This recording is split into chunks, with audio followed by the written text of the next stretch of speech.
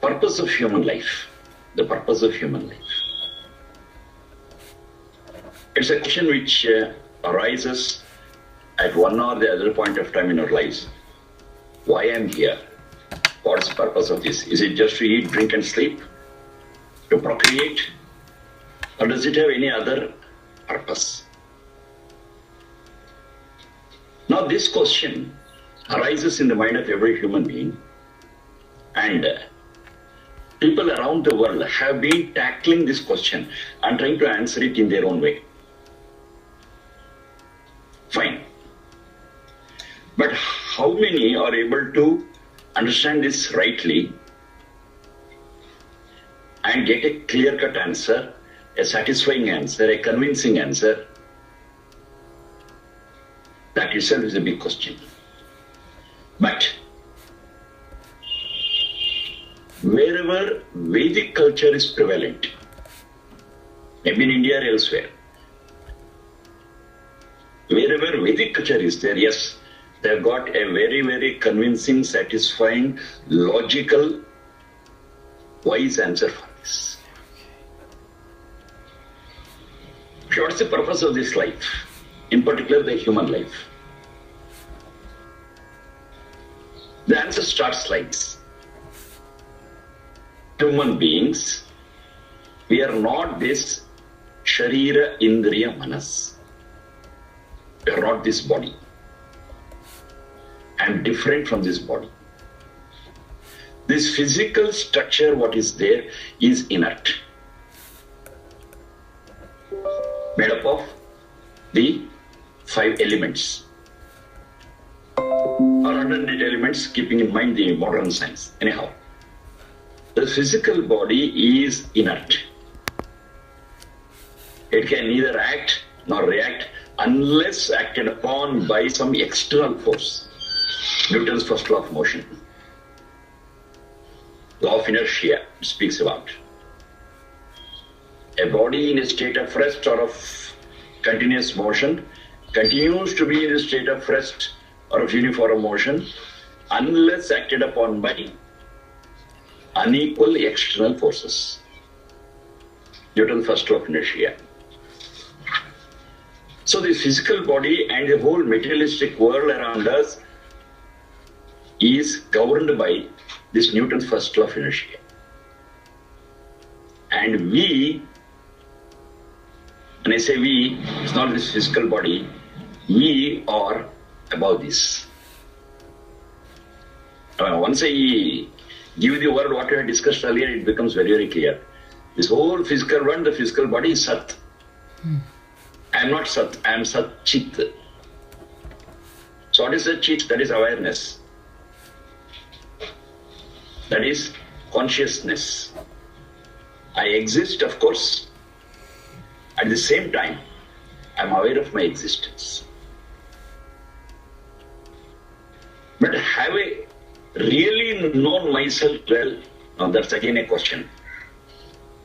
But one thing is certain, that I am not this body. I am not this body, I am not the sense organs, I am not this brain. I am totally different from this, and I am aware of my existence. Whereas inert things are not aware of their existence.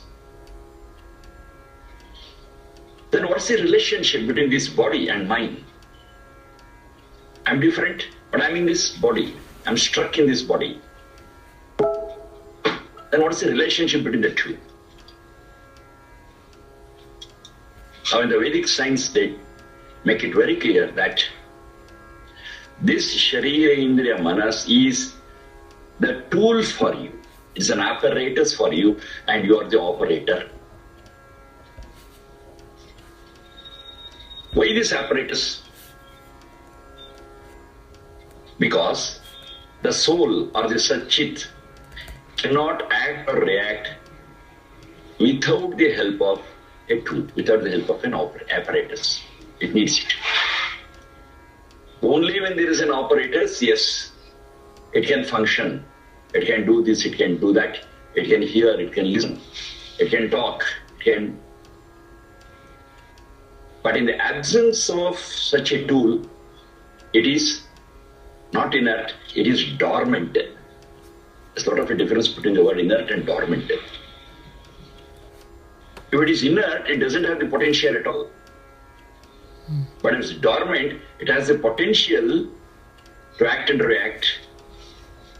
But it's dependent on a tool. The tool is there, yes, it is active. If the tool is not there, it is dormant, not inert. It is not inert.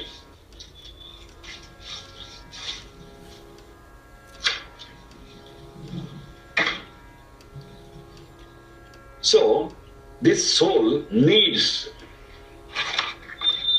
some tool, some apparatus. And the tool or the apparatus is the Sharira Indriya Manas. And the tool is inert. Apparatus is inert. Operator is dormant in the absence of the inert tool. So this is how they explain the relationship between the Sat and Satchit. The Satchit can see with the help of the tool in the body, that is the eyes. With the help of the eyes, it can see. If something is wrong with this tool, it cannot see at all.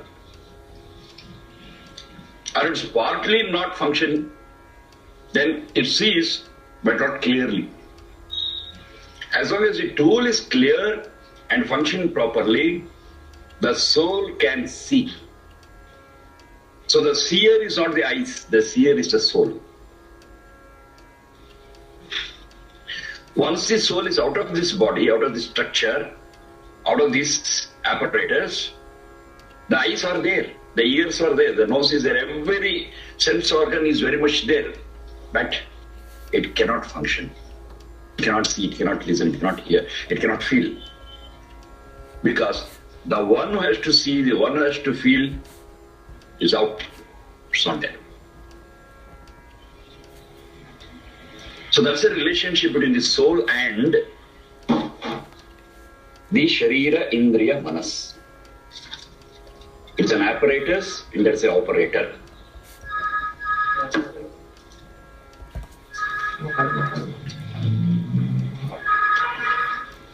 It uses this apparatus for its functioning, for its working.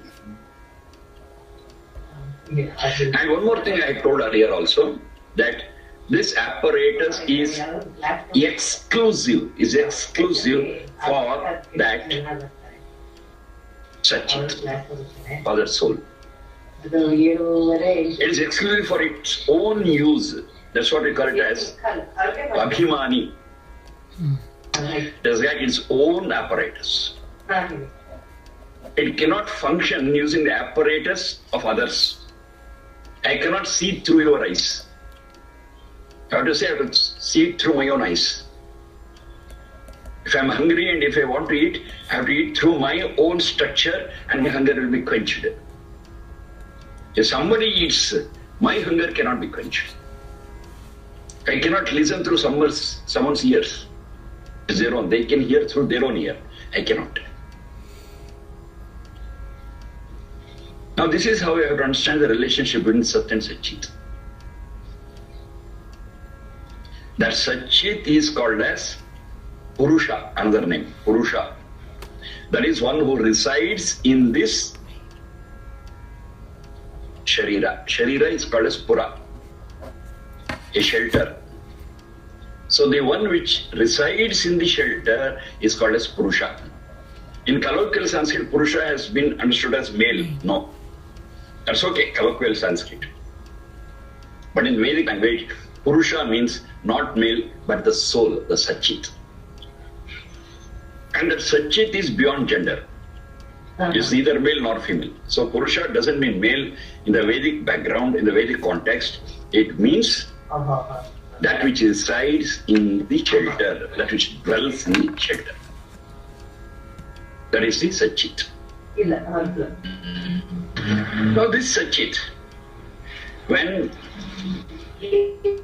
apparatus, that's a Sharira Indriya Manas, functions. 85 world war. It can see, it can hear, it can smell, it can taste, it can touch. All these experiences you can have through this apparatus. Now what's the next step? What's the next step?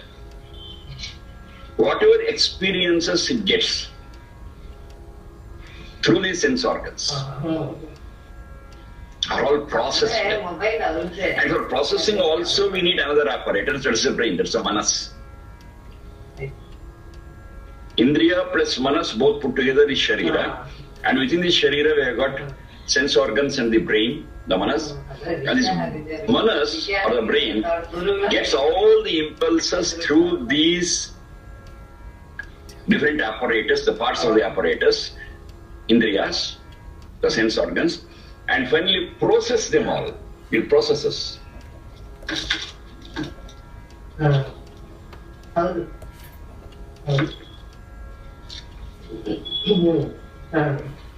what will happen at the end of the process? At the end of the process, the gist of it, the core of it, is stored in the soul as an impression or an imprint. The details will be there in the brain, but the essence of it, the core of it, is as an impression, as an imprint on the soul. So the level of this soul, impression is there, details may be missing. At the level of brain, yes, the impression as well as the details are available. And sometimes even those details will be missing, and that we call as Alzheimer's. So even those details are missing. We forget everything. We forget who I am. We forget all the things. But the apparatus will be still functioning. And the control of the operator over the apparatus will be too minimum. It will be too minimum, and the impressions are not carried on to the soul.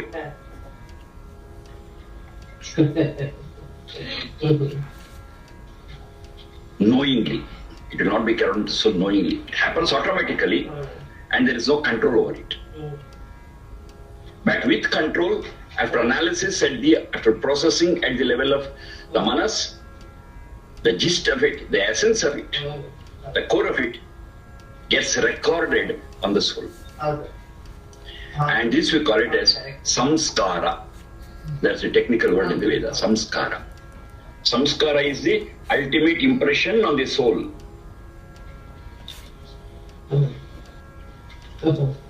Samskara.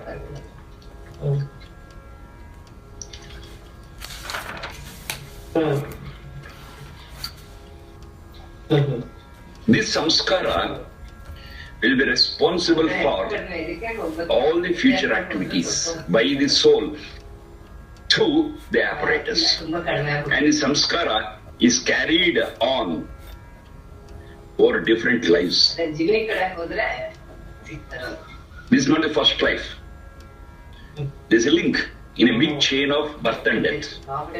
And this samskara on the soul will be carried forward to the next birth and onwards. And what are all the impressions I have today on my soul has been brought forward from previous lives. Previous life, the one before that, the one before that. Impressions have fallen on this, whatever imprints have taken place on the soul from the previous births. Today I am able to see them. And in addition to that, whatever impressions I get in this birth, yes, it will be carried on to the future births. Because the impressions that are there on the soul is different for different persons, we are all different today. They are not the same. I am the soul, you are the soul, fine. But the impressions on my soul and the impressions on your soul, they are different. So you are a different person, I am a different person. different entity, I'm a different entity. But we are all Satchit, that's okay. That entity is different. This entity is different. That is at a higher level. You are speaking in general. Now under that, there are different souls there. They differ from one another, and that is because of the difference in their samskaras.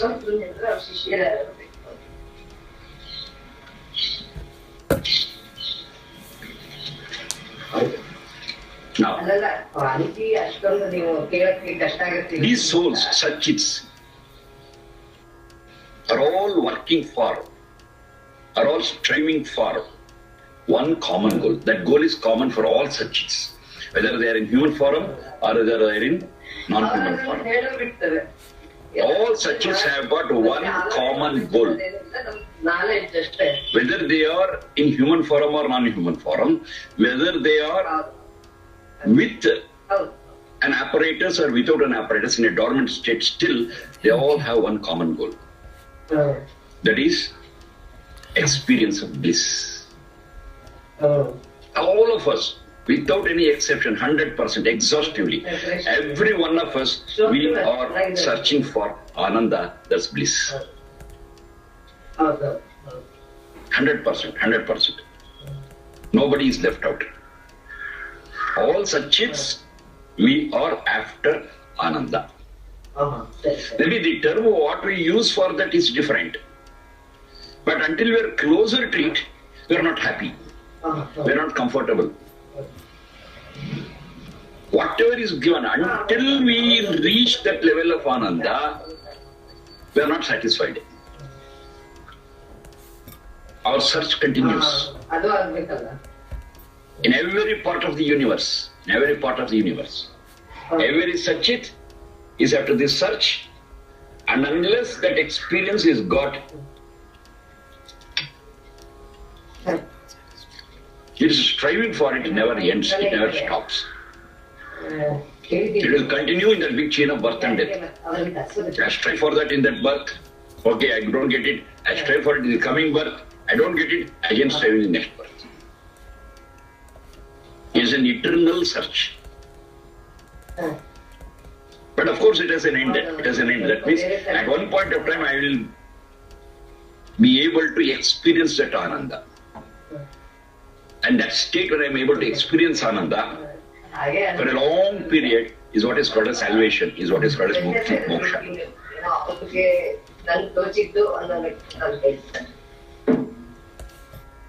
Then how do you know that such an Ananda is there, for which you are striving for? Because we have experienced that Ananda in a flash, temporarily. All of us have experienced it. That's why you know the taste of it and you are after it. And you know that is the highest enjoyment. That's the highest pleasing experience. I have had it. But whatever we have experienced now is in a flash. Just has come, touched us and gone. But anyhow, we know what it is. We know what it is. And we are after that experience, which is the highest. No experience can equal that. When I eat, yes, I'm happy. I enjoy it. When I see something pleasing, yes, I enjoy it. But this experience of Ananda is superior to all of this. It's unique and wonderful.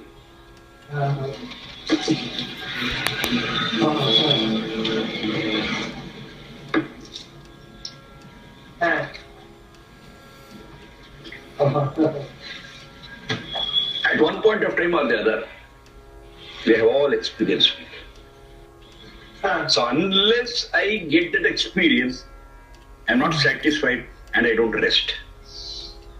I want that.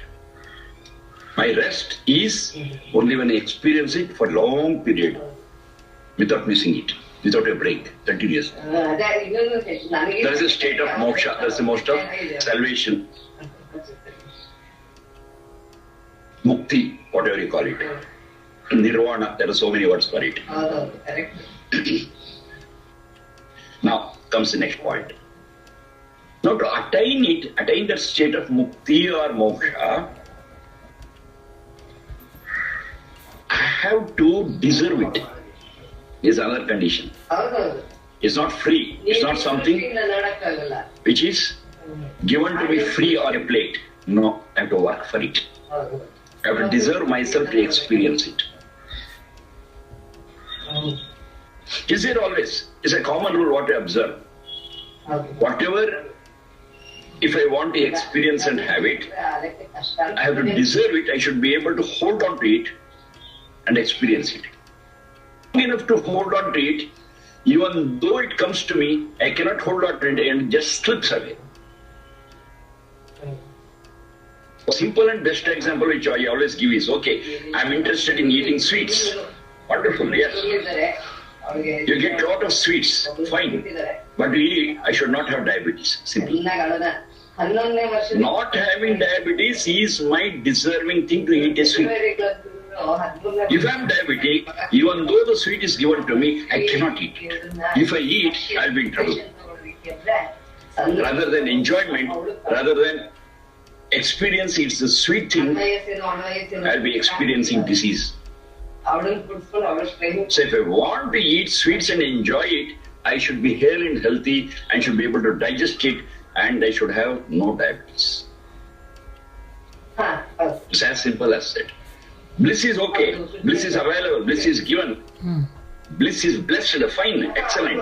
But to experience it, I should deserve it. To experience it for a long time, yes, I should work hard and see that I gear up myself to experience it for a long period. That's the part I have to play on my side. Unless I play this part on my side, even though the bliss is showered on me, I will not be able to experience it and hold on. So I have to be strong enough, I have to be capable enough to hold on to it. That's what we call it as deserving it. I have to deserve it.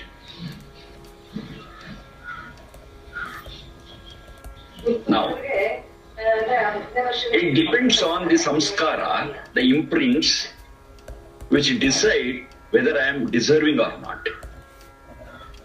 Imprints, I have given the introduction now. Until these imprints or impressions are of a particular type or a particular nature, that deserving cannot be decided. The parameter to decide whether a person is deserving or not depends on the impressions and imprints on the soul. Now those impressions which help me to deserve and experience bliss, I call those impressions or samskaras as samskara. Impressions that are helpful. Impressions that gear me up, make me deserving to experience that bliss, I call it as samskara. Noble impressions. At the same time, there are so many other impressions which spoil me, which take away my capacity, my efficiency to experience bliss, and we call it as kusamskara, bad impressions. So the impressions are divided into good and bad, depending upon either they are helpful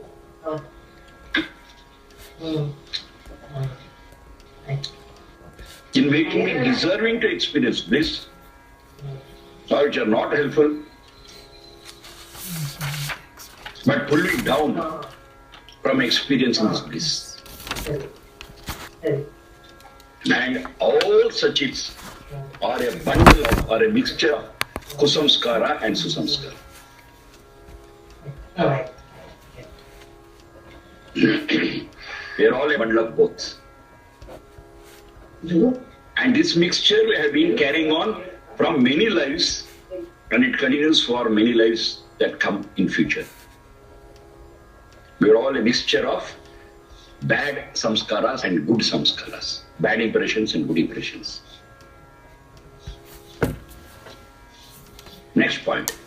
This mixture of bad and good impressions It is not static, it is dynamic. It is dynamic. Particularly when we are with Sharira Indriya Manas. When we are with Sharira Indriya Manas, we'll be seeing, listening, hearing, doing so many activities. And all these activities will be contributing to this samskara, good or bad. They will be altering the mixture every moment of our life. So it's dynamic. The mixture is dynamic. It is in a fluid stage. It's not fixed. It's not solid.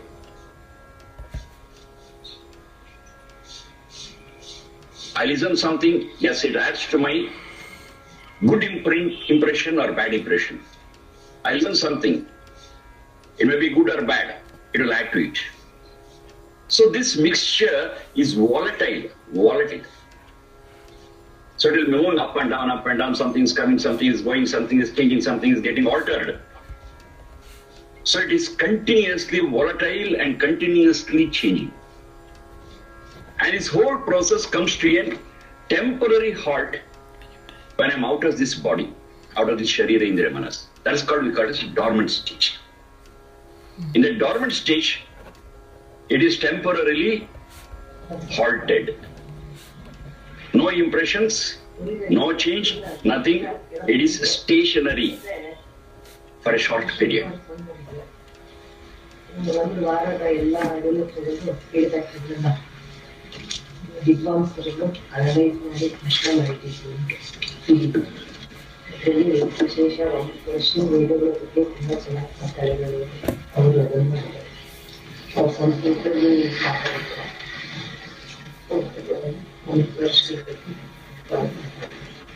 The impressions are continuously changing when we are with Sharira Indriya Manas.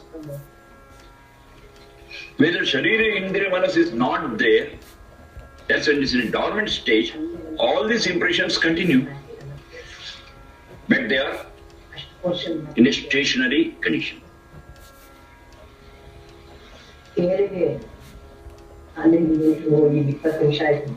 Now this is another point. Next. Now this continuous altering of the impressions, positive or negative, can happen under two conditions. One is controlled, another is uncontrolled. Of course, the changes will be happening. Whether the changes are controlled or not controlled, controllable or not controllable, is the next point. Here we have got a great division. One is the human life. Another one is life or a creature which is not human. So all this human life, we call it as the karma yoni. That's the term they have given, karma yoni. And the other one is called as the bhoga yoni. It's a great divide. Karma yoni and bhoga yoni.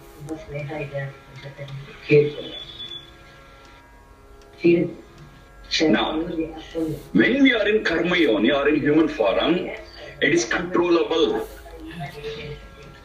This happening of this continuous dynamic happening of the addition and deletion to good samskara and bad samskara and so many things, transformations, everything, they are all controllable only when we are in a human form.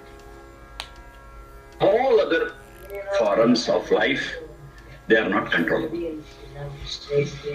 They happen without our control, they happen automatically. And of course, the cosmic laws. The opportunity to control, the opportunity to monitor, opportunity to filter, opportunity to contribute, delete, add, everything. This whole thing is available only when we are in human form. Because this human structure, the apparatus is feasible for it, is suitable for it. Any other apparatus other than this human form is not fit for doing such jobs. It has got its own limitations. This human form That is, this human form, which is understood as an apparatus, is so powerful that this apparatus can be used by the soul for the purpose of altering, changing, improvising its impressions. For doing it, it needs a tool, and that tool is this human form. So it's a great opportunity that we have got as human beings, that we can monitor, we can control, we can alter, improvise the impressions that we have, the imprints what we have, the samskaras what we have. That is a very great opportunity. If I miss this opportunity, my control is over. I have to just follow mechanically the laws of the nature, the laws of the God, the cosmic laws. But as a human being, I have got little freedom, wherein I can understand what are the impressions, what is good, what is bad. I can analyze, discriminate, and do something to alter, do something to improvise. It's a rare opportunity. Now the answer comes, that is the purpose of human life. That's the purpose of human life. That's a rare opportunity, and I'm blessed with opportunity, blessed with this opportunity, and that's the purpose of human life. The purpose of human life is now monitoring the impressions, for a better result. What is that better result? To make it more strong and deserving to experience bliss. That's the ultimate purpose. The purpose of human life is to monitor, is to control what is happening, and ultimately make me deserving to experience bliss. And one more point to be understood very clearly, to experience bliss, once we are deserving, the Sharira Indriya Manas is not required. It is required until I reach that level. Once I reach that level, I don't need the Sharira Indriya Manas, and directly I can experience it without distance.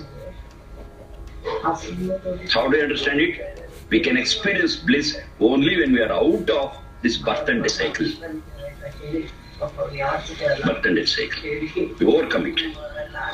Until I reach that level, I have to work only this birth and death cycle.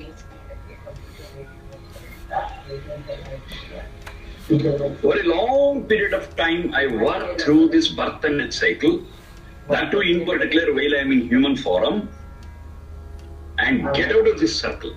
So once I get out of this circle, without Sharira Indriya Manas, the soul will be able to experience bliss straight for a long period, and that is moksha.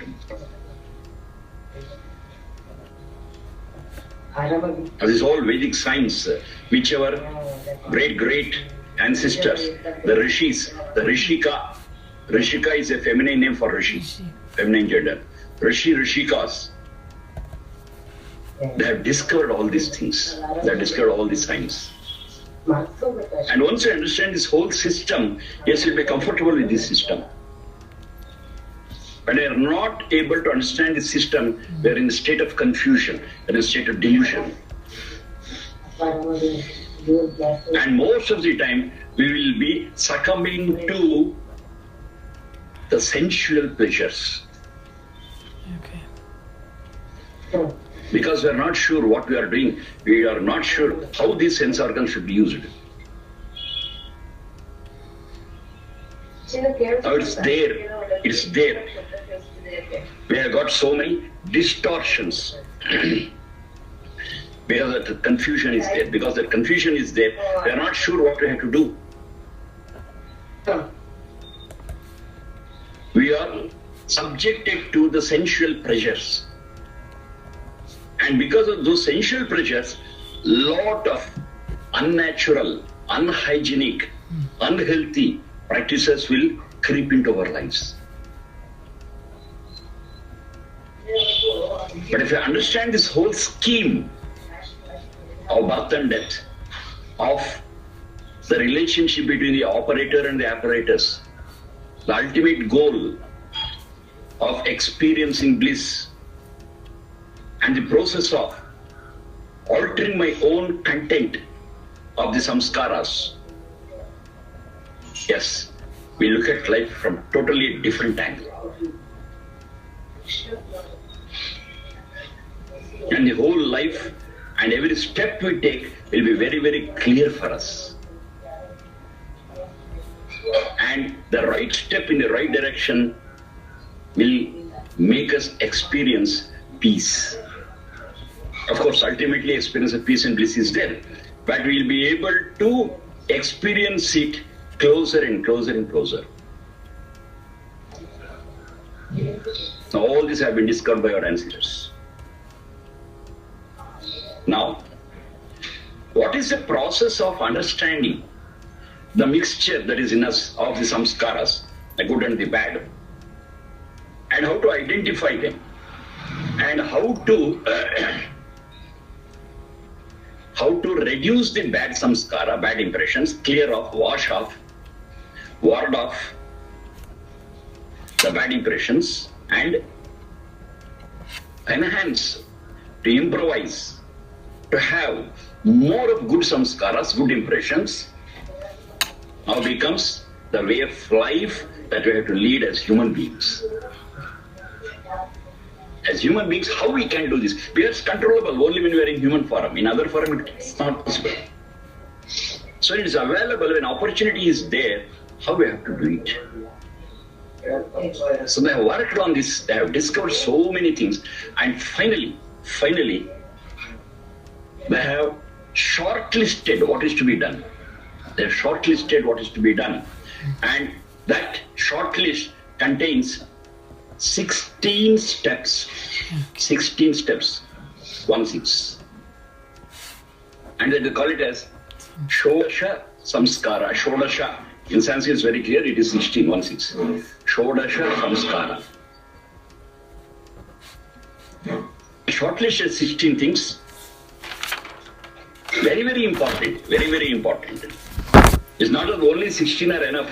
There are so many subsidiary samskaras also, which add on to this. But the milestones are these 16. The milestones, very clear steps, very clear phases, stages, whatever you call it. Yes, that has been shortlisted to 16. And all these 16 are directed towards the enhancement of good samskaras in a soul.